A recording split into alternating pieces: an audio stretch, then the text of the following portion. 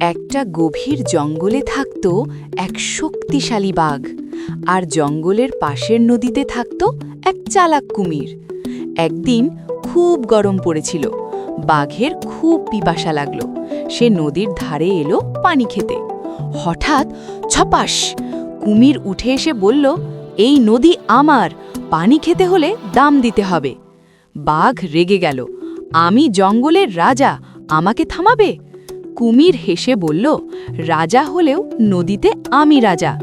বাঘ একটু থামল, ভাবল, তারপর বলল, ঠিক আছে, আগে বলো নদীতে কয়টা কুমির আছে? কুমির গর্ব করে বলল, অনেক, গুনে দেখাতে পারি। বাঘ বলল, তাহলে সবাইকে এক লাইনে দাঁড়াও, আমি গুনে দেখব। কুমির খুব খুশি হলো।